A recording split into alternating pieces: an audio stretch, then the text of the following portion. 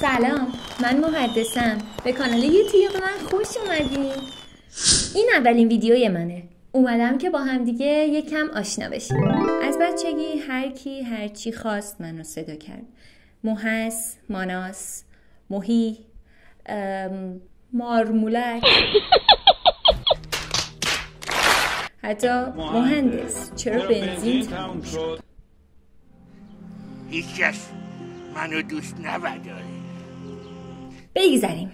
من از همه اینا بیشتر با محس ارتباط گرفتم. برای همین اسم کانال یوتیوبمو گذاشتم محس. یه چیزی قرار نیست توی این ویدیو شما بدونین. اگه گفتین چیه؟ از این لوس بازی‌ها که میگن سنمو نمیخوام بگم بهتون. ولی نه. چون که من از بچگی یا حالا همیشه هر کی که منو دیده گفته که عزیزم چند سالته، همین الانشم حتی کلاس چندمی؟ بعد خب طبیعیه، چون به من از سن واقعیم خیلی کمتر میخوره. چون از نظر من، اعتقاد من، عقیده من، عزیزم رو شما بگین که به نظرتون من چند سالمه و چند میخوره بهم. تا آخر ویدیو بهتون سن واقعیمو میگم، ببینیم که کیا درست حدس زدن. حالا سوال اصلی اینه که شما اینجا قراره چی ببینین؟ اینجا قراره کلی هنر و خلاقیت وارد زندگیمون کنیم. اگه تو هم میخوای به خودت فرصت زندگی کردن بدی، حتما بیا کانال من اول سابسکرایب کن، بعدش بیا با هم دیگه بریم سراغ هنرهایی که زندگی بخشن، حالمون رو خوب میکنن و میتونیم اوقات فراغتمون رو با این هنرها بگذرونیم. من میخوام که هنرهایی که خودم تا الان یاد گرفتم، باهاشون زندگی کردم و حالمو خوب کردن رو بهتون بگم. بعد آخر سر شما بگید که از این چهار تا گزینه است. چون از این 4 کدوما رو دوست دارین که درباره‌شون براتون ویدیوهای مختلف بگیرم، اطلاعات بدیم و حالمون رو خوب کنیم. گزینه اول، بافت مو. آره، بافت مو یه هنر آرایشگاهیه که من الان در حال حاضر توی یکی از آرایشگاه‌های شهرمون مشغول خدمات بافت موام و میخوام حتی توی کانال یوتیوبم یه سری ویدیوهای ساده بافت مویی که خیلی خفنم باشن براتون آموزش بدم که بتونین موهای پارتنرتون رو ببافین، خوشگلش کنین و وقت بگذارین. دومی بافتن عروسک‌های ساده است، با ترفندهای خیلی راحت برای کسایی که تا حالا حتی قلاب دستشون نگرفتن ولی دوست دارن یاد بگیرن، تجربه کنن، کلی چیزای گوگلی از کیفشون آویزون کنن. بریدم، کم آوردم.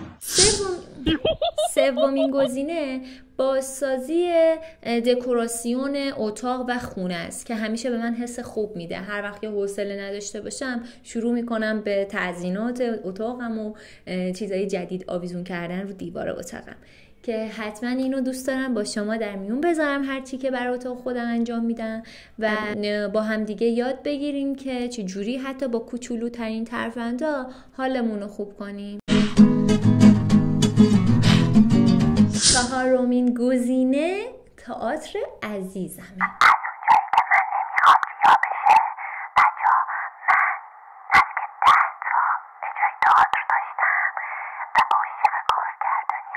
میتونیم با هم دیگه ترفندای بازیگری رو داشته باشیم توی کانالمون. من از اون تیکه هایی که ورکشاپ میرفتم و آموزش دیدم واسه تون تکنیکا رو میذارم، با هم دیگه تمرین میکنیم و حتی میتونیم بازیگر خفنی هم بشیم، کی میدونه. آدم واسه یه سگ با شوهرش اینجوری حرف میزنه. به خاطر یه سگ نیست، تو فکر میکنی به خاطر سگه. سگ نیست، اون خیلی ارزشش از تو بیشتره. تو بی ارزشی. بود و نبود تو زندگی من هیچ فرقی نمیکنه، ولی بود و نبود اون تو زندگی من فرق. بچا 5 تا گزینه بود که من یکیو جا انداختم. الان یادم اومد نقاشی روی لباس و کفش که خیلی جدیده، هنر مدرنیه و خیلی کار لذت بخشیه. من خودم تا چند ماه پیش کلا شغل اصلیم این بود، پیج داشتم توی اینستا، ولی چون توی خوابگاه شرایطشو نداشتم دیگه گذاشتمش کنار. ولی الان میخوام دوباره از سر بگیرمش، کار کنیم با هم دیگه، به شما آموزش بدم، بعد خودم اون شغلی که همون اولین بار شروع کردم رو دوباره با هم آشتی کنیم. خلاصه این کانال برای اونایی خوبه که میخوان از هنر لذت ببرن، آدمای پر انرژی هستن و هنر دوستن و میخوان برای خودشون یه هنرمند خونگی باشن. What؟ منظورت از هنرمند خونگی همون هنرمند شخصیه؟ خب رسیدیم به آخر ویدیو، لحظه‌ای که همتون منتظرش بودین تا من بگم چند سالمه. واقعیتش من 39 سالمه و دارم میرم توی 40 سالگی. چون همیشه انرژی خودم رو حفظ کردم و همیشه لباسای رنگی پوشیدم، آرایشای رنگی کردم، کارهای هنری خیلی زیادی انجام دادم، همیشه ظاهرم کمتر از باطنم، همیشه ظاهرم کمتر از چیزی بوده که هستم سن واقعی. اینم از اولین ویدیوی ما هست. به خیر گذشت. یادتون نره منو سابسکرایب کنین تا هنر رو به زندگیتون تزریق کنم. در ضمن منتظرم هستم که توی کامنت ها به هم بگین چه هنری رو دوست دارین تجربه کنین، ببینین، یاد بگیرین تا من درباره اون هنر براتون ویدیوهای جذابی درست کنم. تا ویدیوی بعدی زندگی کن.